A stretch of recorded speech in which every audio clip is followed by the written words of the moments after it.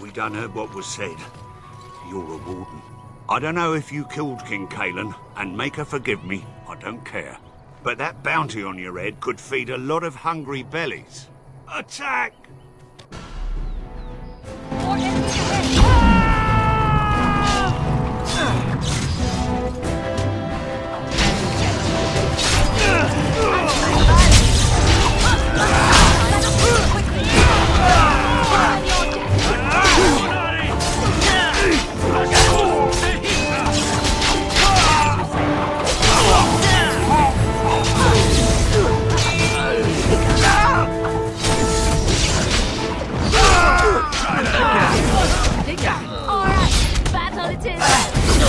Begun. Very well. I shall do it.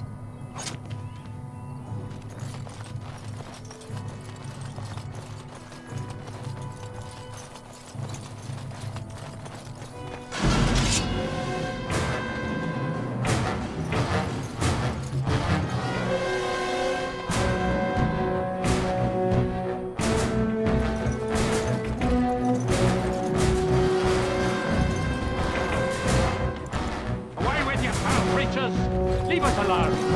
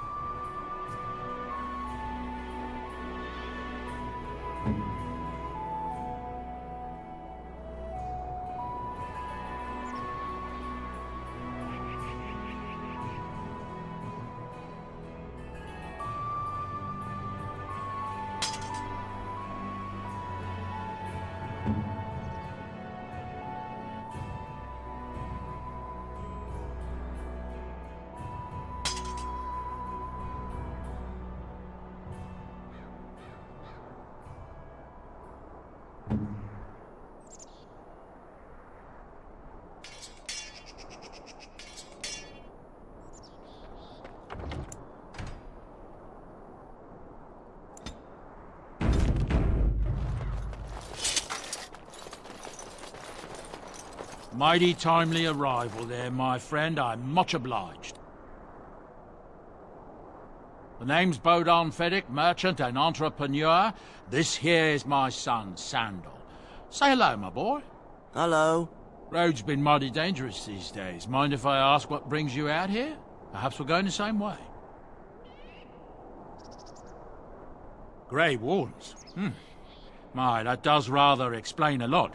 No offence, but I suspect there's more excitement on your path than my boy and I can handle. Allow me to bid you farewell and good fortune. Goodbye. Now then, let's get this mess cleaned up, shall we?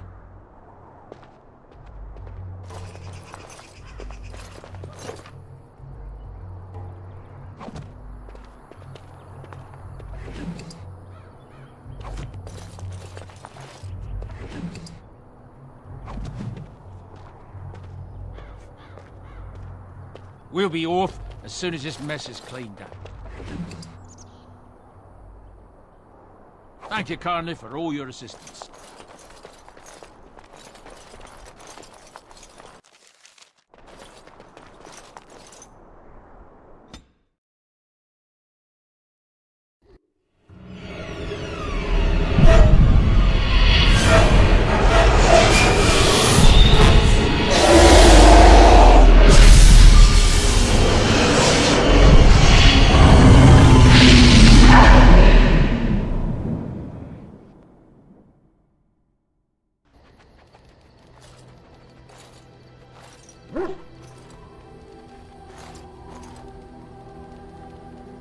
Bad dreams, huh? Well, it is real, sort of. You see, part of being a Grey Warden is being able to hear the Darkspawn. That's what your dream was, hearing them. The Archdemon, it talks to the Horde, and we feel it just as they do.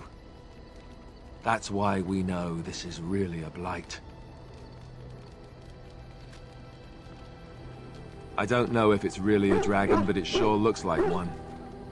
But yes, that's the Archdemon. It takes a bit, but eventually you can block the dreams out. Some of the older Grey Wardens say they can understand the Archdemon a bit, but I sure can't. Anyhow, when I heard you thrashing around, I thought I should tell you. It was scary at first for me, too.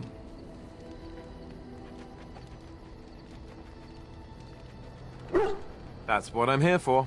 To deliver unpleasant news and witty one-liners. Anyhow, you're up now, right? Let's pull up camp and get a move on.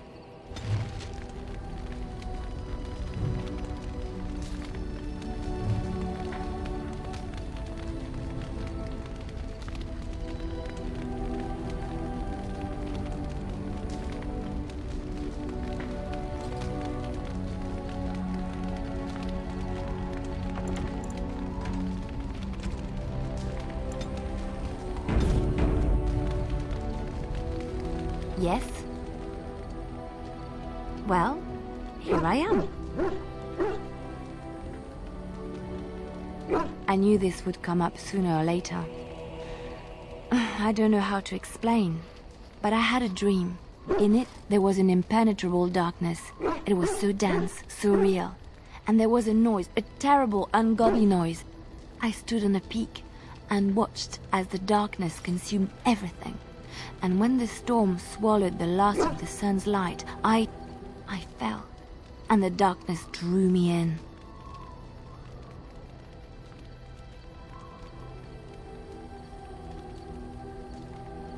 I suppose I did. That was what the darkness was, no?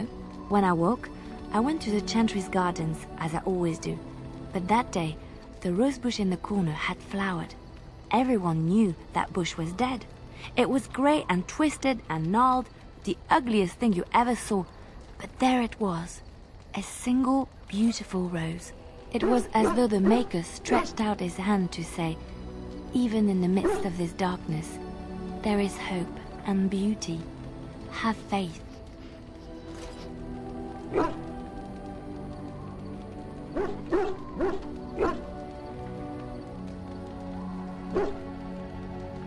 In my dream, I fell, or maybe I jumped. I'd do anything to stop the blight. I know that we can do it. There are so many good things in the Maker's world. How can I sit by while the blight devours everything?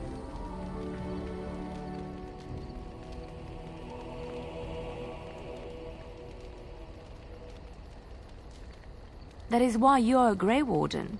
Come, there's a blight to stop.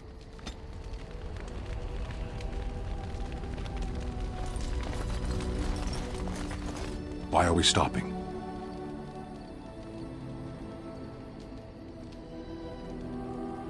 There are Darkspawn to be fought. Is this delay needful?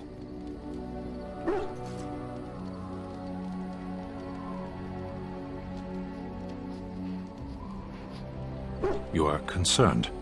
No need. I am fit enough to fight.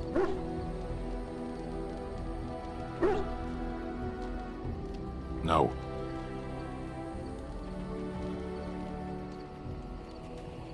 People are not simple. They cannot be summarized for easy reference in the manner of, the elves are a lithe, pointy-eared people who excel at poverty. I am. I have always fought in war, elf.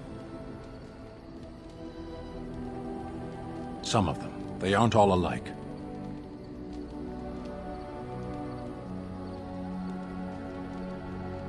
Generally, I do not see how this matters. Seheron and Parvolan are distant. Ferelden and the Darkspawn are immediate. As you wish.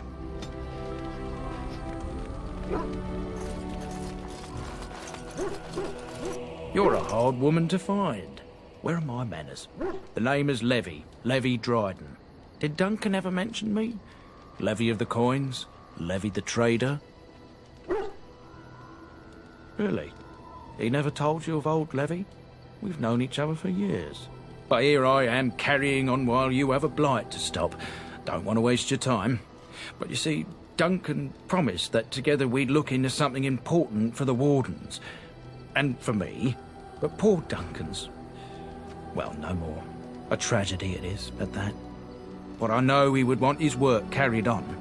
His pledge fulfilled.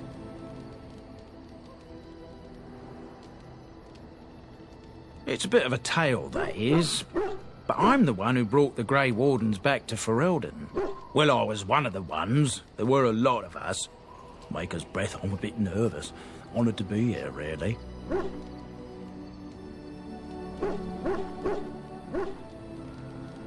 After King Marek freed us from the Orlesians, the Grey Wardens begged the King's permission to come into Ferelden, some sort of internal business. Me and a mess of other Warden sympathisers spoke on behalf of your order. Tan Loghain was very much against letting Orlesian Wardens in the kingdom. But Marek, Andraste, bless him, was a fair-minded monarch and he let them in. My family, well, past a bit checkered to see. Nobles look at us with disdain. My great-great-grandmother, Sophia Dryden, was the last Warden commander of Ferelden back when the Wardens were known as freeloaders. So King Arland banished the Wardens and he took House Dryden's land and titles.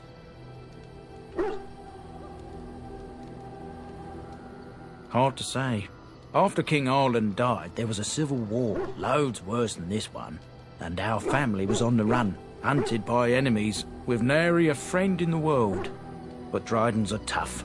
We rebuilt, became merchants, and we never lost our pride.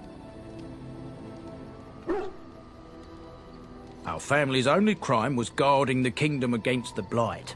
We're not ashamed of that.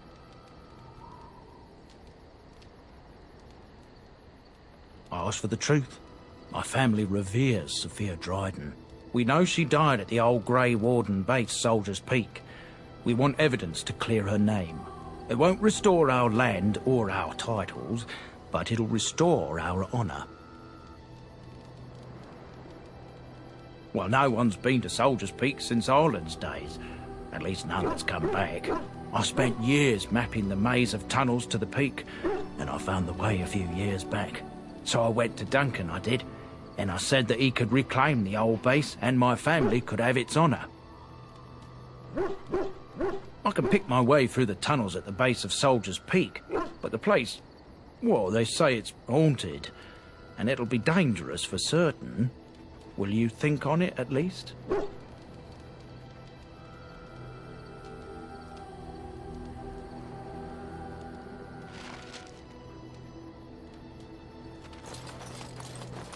Ah, it's good to see you, my timely rescuer.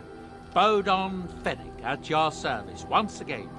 I saw your camp and thought to myself, what safer place to rest for the evening than in the camp of a Grey Warden? I'm perfectly willing to offer you a fine discount for the inconvenience of our presence. How does that sound? Good? Yes? Wonderful. Thank the kind lady, won't you, boy?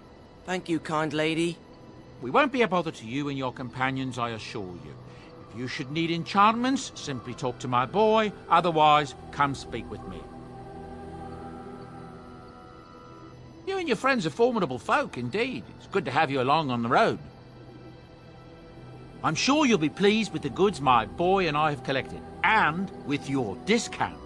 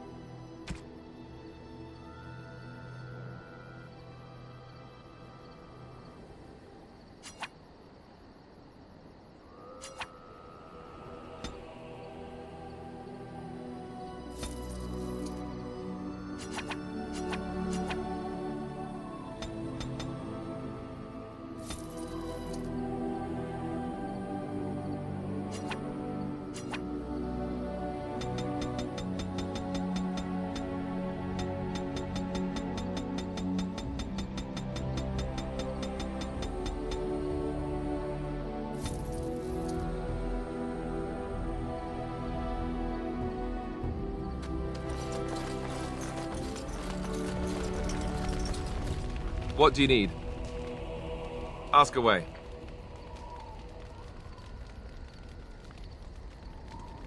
Oh, did I say that? I meant that dogs raised me. Giant slobbering dogs from the Anderfells. A whole pack of them, in fact. Well, if you're going to go and pay attention to the facts, then fine. Let's see, how do I explain this? I'm a bastard. And before you make any smart comments, I mean the fatherless kind. My mother was a serving girl in Redcliffe Castle who died when I was very young.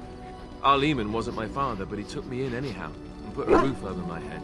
He was good to me, and he didn't have to be. I respect the man, and I don't blame him anymore for sending me off to the Chantry once I was old enough.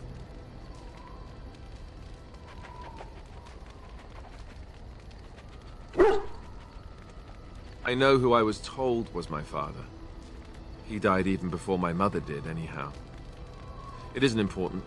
Our Lyman eventually married a young woman from Orlais, which caused all sorts of problems between him and the king because it was so soon after the war. But he loved her. Anyhow, then you, Arlessa, resented the rumors which pegged me as his bastard. They weren't true, but of course they existed.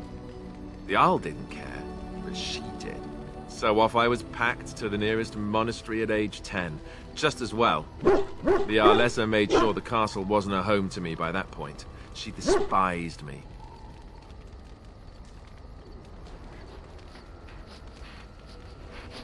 I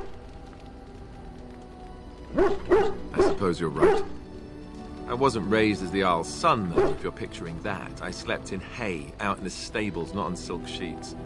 I remember I had an amulet with Andraste's holy symbol on it. The only thing I had of my mother's. I was so furious at being sent away, I tore it off and threw it at the wall and it shattered. Stupid thing to do. The Arl came by the monastery a few times to see how I was, but I was stubborn. I hated it there, and blamed him for everything. And eventually, he just stopped coming.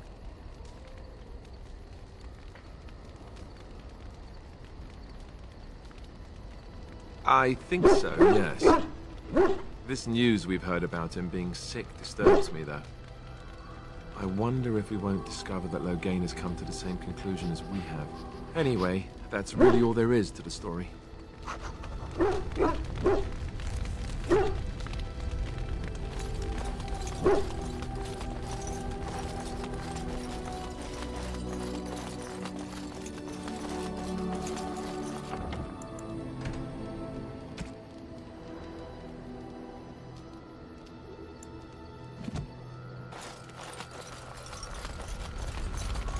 What do you wish of me?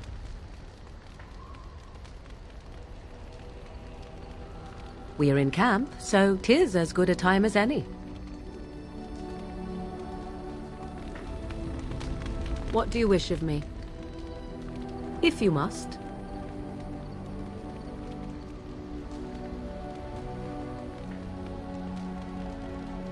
Well, that depends, does it not?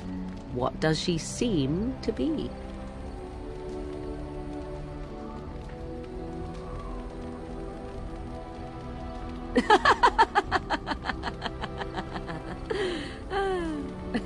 Oh, she is certainly old. Have no mistake of that. Tell me, how much do you know of the tale? The one that the chastened still tell of my mother, to frighten them into obedience.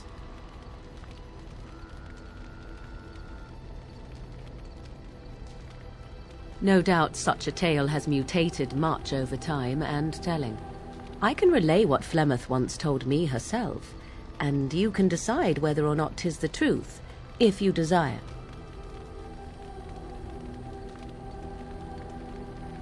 As the tale is sung by the bards, there was a time when Flemeth was young and beautiful, a fair lass in a land of barbarian men, the desire of any who saw her.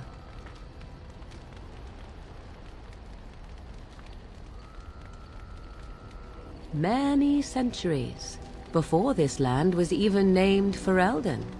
The tales say that Flemeth fell in love with Osen the Bard, and fled the castle of her husband, the dread Lord Conobar, and that he swore vengeance for her infidelity. In truth, my mother claims that 'twas Osen who was her husband, and Conobar the jealous lord, who looked on from afar. Lord Conobar approached young Osen and offered him wealth and power in exchange for his lovely wife, and Osen agreed. The life of a bard is a poor one, and love fades in the wake of hunger. 'Twas Flemeth who suggested the arrangement. All would have been well had Lord Conobar kept his end of the bargain. But he was a foul man who bargained with coin he did not possess.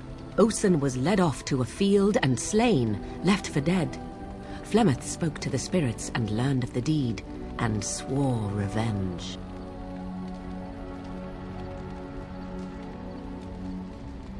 Spirits first, and 'twas they who slew Conobar. Flemeth did not turn to the demon until much later. Lord Conobar's allies chased Flemeth, you see, chased her to the wilds, and there she hid. There she found the demon, and he made her strong.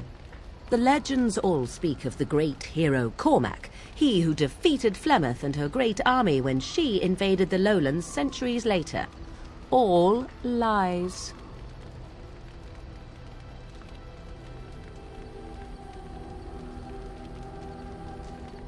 You would be surprised at how little my mother cares for what I or others think of her past. The truth of the matter is that there was never an invasion. As Flemeth tells it, the Chastened never raised an army under her banner, and she never fought with any warrior named Cormac. Cormac led a brutal civil war against his own people, and later claimed it was to vanquish evil that had taken root amongst the lords. Thus, he was hailed a hero. Flemeth was only attached to the legend much later. Perhaps 'twas due to the great war with the Chastened that eventually came, but Mother claims not to know how it began.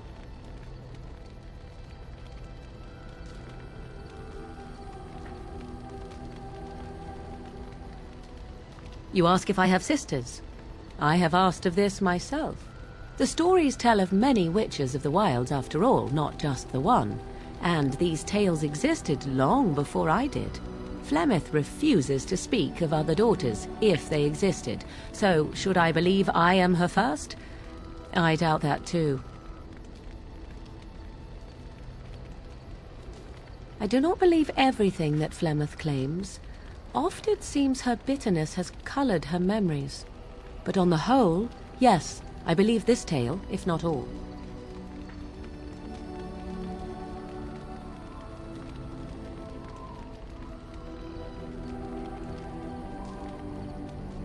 Flemeth tells it with far more embellishment than I, but you are welcome. Dare I ask of your own mother? Few are abominations of legend, 'tis true, but I find myself curious nevertheless. Ah, then you have my sympathies for what it is worth. Which is very little, I am certain. It matters not. Let us move on.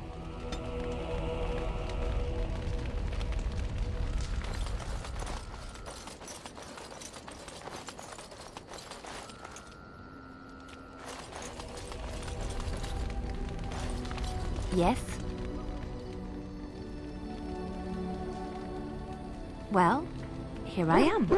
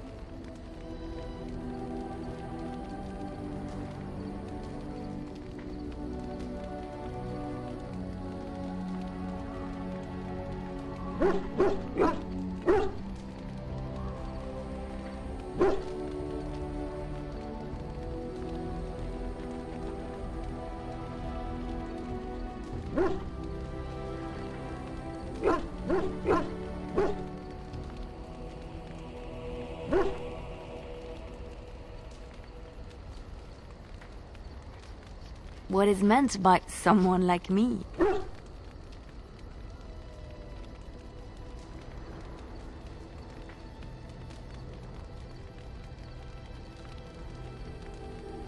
And there were no beautiful, charming women in the cloisters, you think? You would be wrong. There were many lovely young initiates in the Lothering cloister, all of them chaste and virtuous. It added to their mystique, because then they were forbidden, and forbidden fruit is the sweeter, no?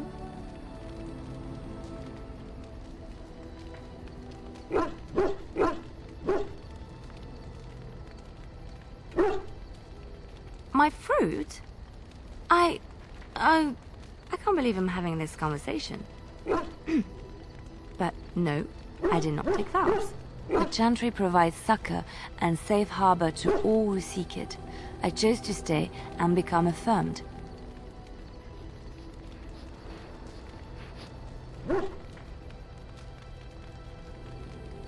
I was a traveling minstrel in Orlais. Tales and songs were my life. I performed, and they rewarded me with applause and coin. And my skill in battle? Well, you pick up different skills when you travel, yes? Yes, of course. Let's move on.